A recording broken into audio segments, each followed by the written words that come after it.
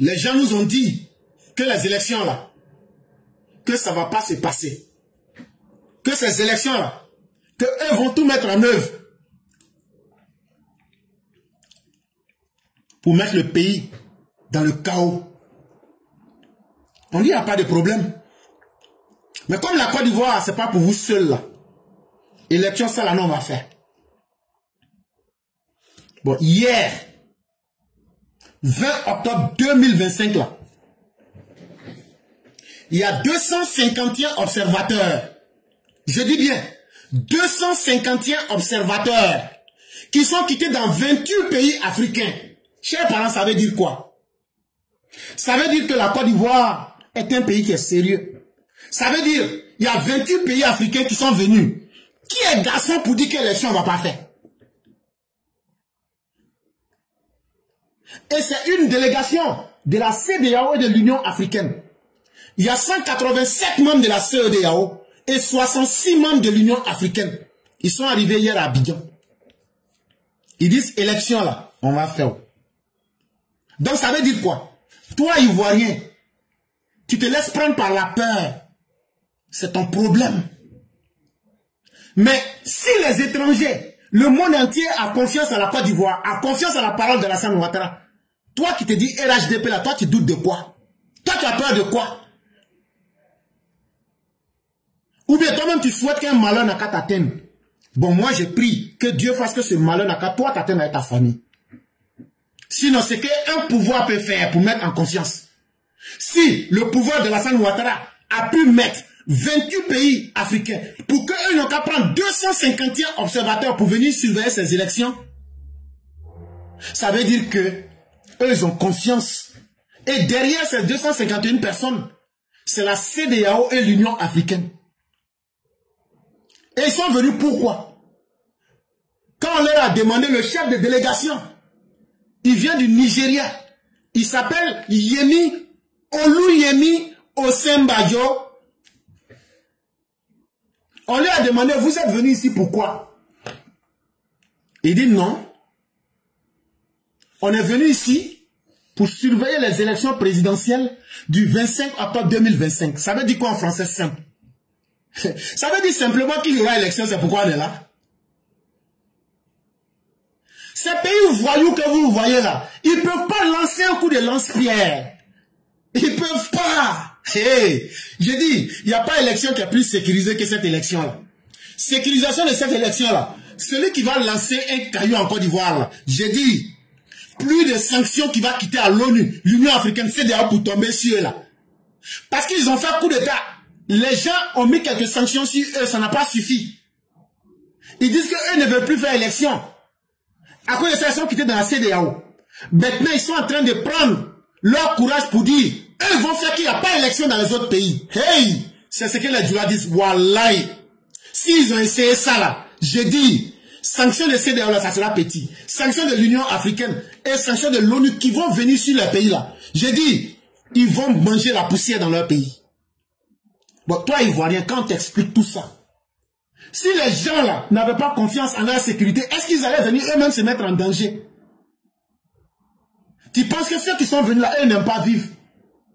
Ceux qui sont venus là, ce sont des grands intellectuels. Ce sont des experts dans leur domaine. Donc toi, tu penses qu'eux n'aiment pas vivre quoi? Donc toi, tu veux que nous, on n'a qu'à faire quoi pour toi te convaincre? On n'a qu'à faire sortir les armes là pour te montrer ça dans ta chambre? Non, on ne fera pas ça. Mais chers Ivoiriens, nous vous assurons d'une chose. Si le Burkina Faso, avec les Mabouliens, avec leurs mercenaires là, son garçon, pourquoi Laurent Gbagbo, lui-même, il ne peut pas lancer mot d'ordre? Parce que c'est ça on attend. Qu'un pays n'a qu'à faire une erreur. Les sanctions qu'on n'avait pas mises sur eux là, je dis, tout va tomber sur eux comme une pluie. Et c'est là ils vont comprendre que on est tous des voisins, mais on n'a pas les mêmes destins. Et que chacun est maître de son propre pays. Donc, cette délégation est arrivée hier à Abidjan pour organiser l'élection. Les élections, c'est nous-mêmes, notre propre argent, on a mis dedans. Et voici ce qu'il a dit. Voici ce que M. Yemi Obasanjo a dit. Nous sommes présents en tant que mission d'observation officielle pour représenter la CEDEAO. Nous espérons que ces élections seront réussies et qu'elles se passeront dans un environnement paisible et transparent. A-t-il ajouté à son arrivée à l'aéroport Félix Houphouët-Boigny. Il dit, dire que ces élections n'auront pas lieu là, que ce n'est pas ça eux leur problème. Que ce qu'eux disent là, les droits de tous ceux qui ont participé à ces élections soient respectés.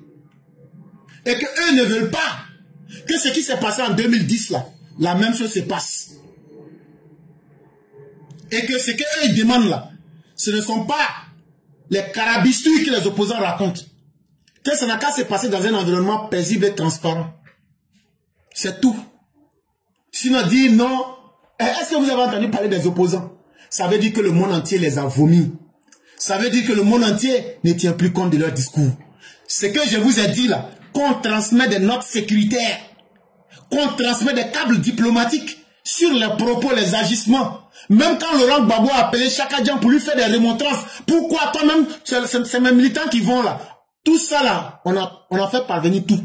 Les violences qu'ils posent là, on prend tout, on documente et puis on envoie à toutes les ambassades. C'est encore la manifestation que cette opposition ne compte plus sur la scène internationale. Mais la délégation qui est venue là-haut, mais c'est qui est dedans? Composée d'experts en gestion électorale, en santé des femmes, en sécurité, en résolution des conflits et en droit, la mission surveillera la campagne, le vote et le comptage des voix. Elle restera en Côte d'Ivoire jusqu'au 29 octobre 2025. Maintenant, ceux qui disent qu'ils vont faire pleuvoir le malheur sur la Côte d'Ivoire, la mission de l'UA et de la CEDEAO dit qu'ils vont rester jusqu'à 4 jours après pour voir qui sera garçon pour venir dire qu'on va venir brouiller les élections. Parce que dès qu'il y a une bruit, là, ils vont dire, nous avons constaté sur le terrain que c'est le Burkina Faso, mais le Mali, à travers des mercenaires qui ont traversé la frontière, qui sont venus empêcher les gens de voter. Hey, la responsabilité de ça là, il y a des palabres là, tu n'enlèves même pas ta chemise. C'est le monde entier qui va faire palabre de la Côte d'Ivoire. Je dis, c'est l'Union africaine qui va faire palabre de la Côte d'Ivoire. C'est la CEDEAO qui va faire palabre de la Côte d'Ivoire. Je dis le malheur qu'on va servir à ces pays-là. Ce que les djihadistes vous ont montré là, ils ne vous ont rien montré. Ce qu'on va vous montrer après ça là, vous n'allez plus être un pays normal après. Ça c'est d'abord les sanctions diplomatiques et humanitaires. Mais on va vous limer pour enlever les chiens qui sont à la tête de vos pays. Et ça on va le faire en moins de 12 heures du temps. Parce que on va profiter de cette situation avec les moyens de la CEDEAO, avec les moyens de l'Union africaine, pour nettoyer le Mali et le Burkina Faso et mettre ces pays-là sous tutelle de l'Union africaine. Voilà le plan qu'on a prévu. On vous attend au tournant, mais voilà le plan qu'on a prévu contre vous. La moindre petite erreur, l'Union africaine va prendre ses responsabilités. On ne vous mettra même pas sous tutelle de la CEDEAO. On va vous mettre sous tutelle de l'Union africaine. Ah, vous n'aimez pas l'élection chez vous, ça vous avez raison.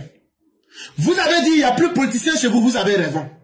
Vous avez dit vous n'avez plus organisé votre pays, ça c'est vous qui le voyez. Mais dire que les autres ne vont pas faire ce qu'eux veulent chez eux, ah ça aussi ça s'appelle le summum de la bêtise. Et quand la bêtise atteint ce niveau-là, c'est le monde entier qui se met pour vous combattre. Et donc là, les gens n'auront pas le courage de vous dire les choses simples. Nous souhaitons et nous prions Dieu que vous fassiez une erreur. Vos pays-là, non seulement on va vous bombarder avec des sanctions, mais on va vous bombarder militairement. Et après cela, on va mettre vos pays sous sanctions. Et on va mettre vos pays sous la tutelle de l'Union africaine. Voilà le plan qu'on a prévu pour le Mali, le Burkina, le Niger. Ce qu'on n'a pas pu vous faire avant là. On va profiter de ces élections, mais on attend que vous fassiez l'erreur qu'il faut. Moi, j'ai le malheur de vous dire ce qu'on décide. Ce qu'on décide là, et puis les gens ne veulent pas vous dire là. Moi, je dis ça dans ma bouche.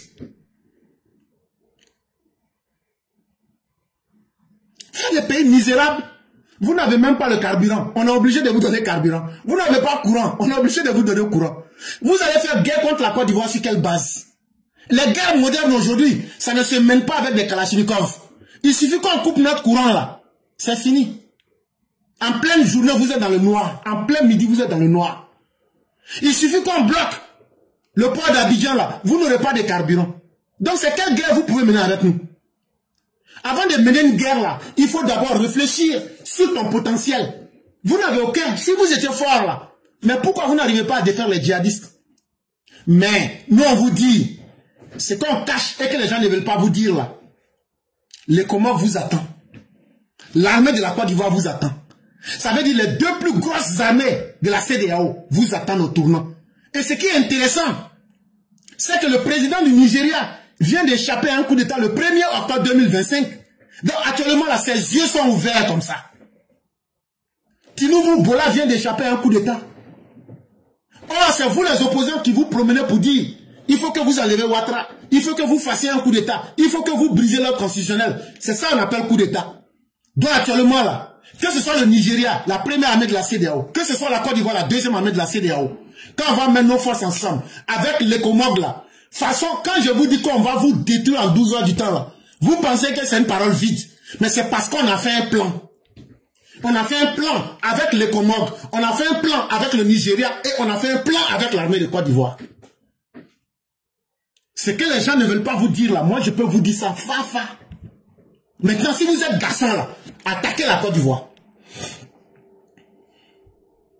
On dit Bella là, quel que soit le gros cœur de Bella là, bagage qu'il ne peut pas prendre quand il voit là, ses yeux, lui, même ses yeux connaissent. Sinon, Côte d'Ivoire est là. Côte d'Ivoire n'a pas poussé pied pour fuir. Mais pourquoi vous ne pouvez pas attaquer? Parce que ce qui va suivre derrière là, c'est trop lourd pour vous. Maintenant, ils disent que eux là, eux ne sont pas n'importe qui, hein. Eux, ils sont des experts en gestion d'élections. Donc si élection là, ça n'allait pas avoir lieu là, eux, ils n'allaient pas venir pour mettre leur gestion et leur expertise. Ils sont des experts en sécurité. Ce que je suis en train de vous dire là, quelqu'un qui est dans une délégation de l'Union africaine et de la CEDEAO, on lui dit, mais toi tu es qui? Il dit, je suis un expert en sécurité. Je suis un expert en résolution de conflits. Je suis un expert en droit. Je suis un expert en mission de surveillance de campagne. Ça veut dire quoi? Ça veut dire, nous sommes des militaires. Nous venons pour que les éléments du droit soient réunis pour voir qui va violer le territoire ivoirien pour que ces élections n'aient pas lieu. Pour qu'on rende compte. On ne veut même pas que les Ivoiriens même rendent compte. Quand nous allons constater là, ce ne sera même pas les Ivoiriens qui vont parler. Ça sera la CEDEAO, à travers ses experts en sécurité, à travers ses experts en gestion d'élections, à travers ses experts en résolution de conflits et ses experts en droit qui vont rendre directement compte.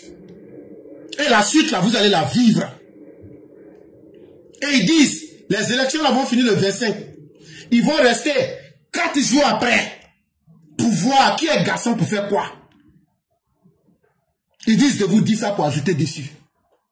En plus du professeur Obasanjo, la mission inclut aussi Boubacar Blaise Diagne, ancien ministre des Affaires étrangères de Gambie, Mahamat Saleh Anadif, ancien ministre des Affaires étrangères du Tchad. Elle a le soutien des commissaires responsables des affaires politiques, de la paix et de la sécurité de la CEDEAO et de l'Union africaine, Abdel Fattah Moussa et Bankole Adeoye, ainsi que du président du panel des sages de l'Union africaine, le professeur Babacar Kanté, et de l'ambassadeur Babacar Carlos Mbaye du conseil des sages de la CEDEAO. Donc voilà toute la vérité qui est en face de vous. Est-ce que cela fait difficile à comprendre? Si vous ne savez pas vous rendre utile pour que le monde entier vienne vous soutenir, nous, on utilise le monde entier pour construire la Côte d'Ivoire. Et le message qui était derrière là, que je viens de vous dire là, si c'est faux ou même si c'est vrai là, essayez maintenant. Donc, chers parents, tout ce qu'on vient de dire là,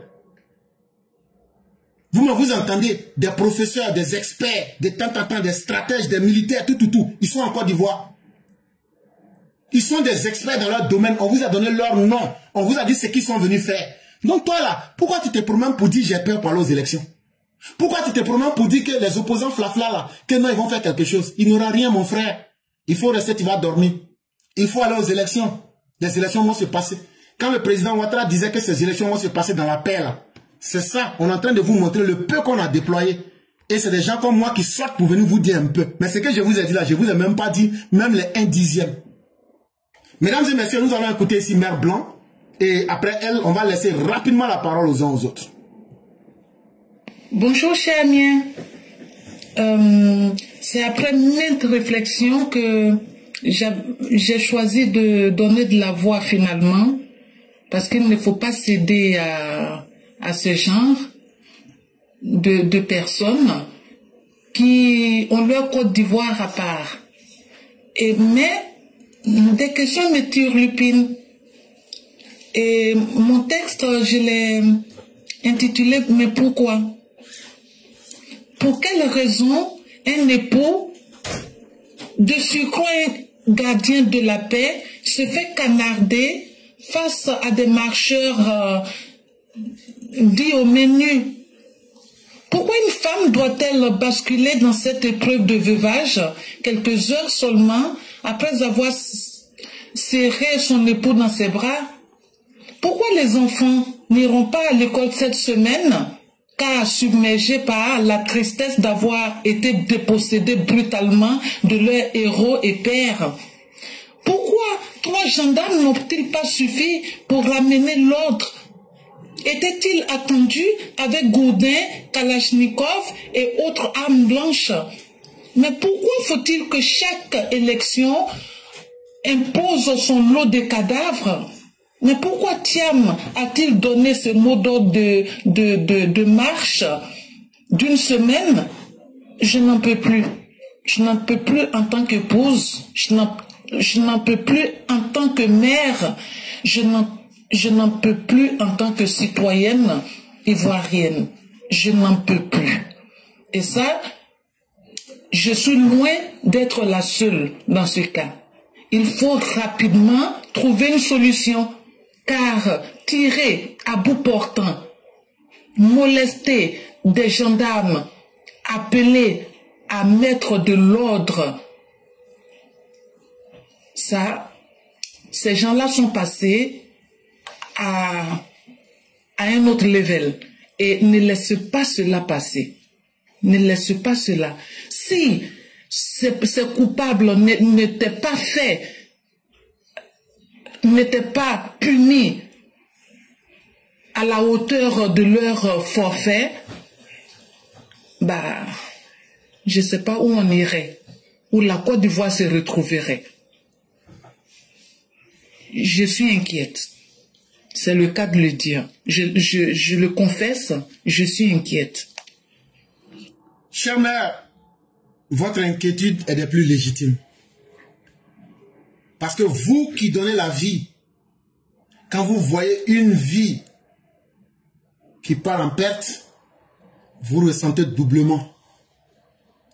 C'est ce qu'on appelle l'empathie. Ça veut dire, si tu n'es pas à la place de quelqu'un, tu ne peux pas ressentir la douleur de la personne. Nous les garçons, là, on n'accouche pas. Donc la douleur de l'enfantement, là, on entend parler mais on ne connaît pas.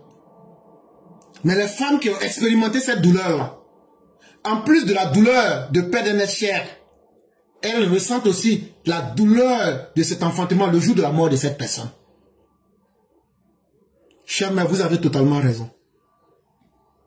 Mais chère mère, je peux aussi vous dire que c'est au moment où le son du tambour devient intéressant là, que le tambour se perce.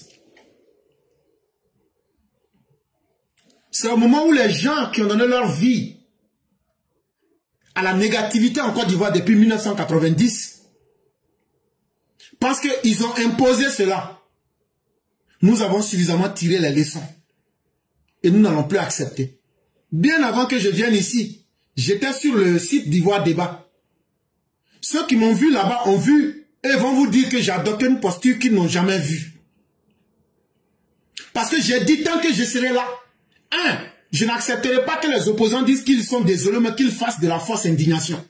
De 2, je leur ai dit qu'on n'acceptera pas de morale 2. Parce que ce sont des hypocrites qui viennent jouer les moralisateurs ici, alors que chez eux, ils vont dire qu'ils sont heureux. Mes chères mères, Jugez-nous aux actes et faites-nous confiance. Le président Ouattara n'aura plus quoi que ce soit à dire dans cette affaire. Et nous, en tant que classe CPV, après ces élections, je vais former une délégation pour aller voir le procureur. Écrivez et gardez. Et cette délégation va venir vous rendre compte ici. Nous allons aller dire au procureur de la République que d'abord, ce qu'il a commencé, nous sommes d'accord avec lui. Et que nos actes sont là pour le prouver. Et qu'il est sur la bonne voie. Mais que nous souhaitions que la loi soit appliquée dans sa rigueur la plus absolue. Parce que c'est lui qui est le président de tous les juges de Côte d'Ivoire. La classe éclaireur pro-vérité va former une délégation après les élections pour aller lui dire cela. Et lorsque nous aurons ce document-là, ça va être une preuve d'engagement entre eux et nous allons les juger aux actes. Tous ceux qui seront pris dans ces actes ne seront pas libérés. Si tu as pris 20 ans, ça sera 20 ans pour de bon. Si tu as pris 3 mois, ça sera 3 mois. Mes chers parents, ce que Mère Blanc est en train de dire, c'est que trop, ça n'est de trop. Vous, nous là, est-ce que quand Ouattara est président là, est-ce que nous on gagne un salaire? Quand Gbagbo était président, nous on a gagné un salaire. Pourquoi c'est la vie de nos enfants qu'ils utilisent pour atteindre leurs objectifs? Et ça, il faut que nous y mettions fin. Et ça, il faudrait que nous mettions fin à cela. Et en tant que des citoyens, ce n'est pas simplement en parlant, mais c'est en allant dire à l'autorité que nous vous payons et nous souhaiterions que vous fassiez le travail parce que nous-mêmes qui sommes les justiciables, nous voulons que vous fassiez le travail.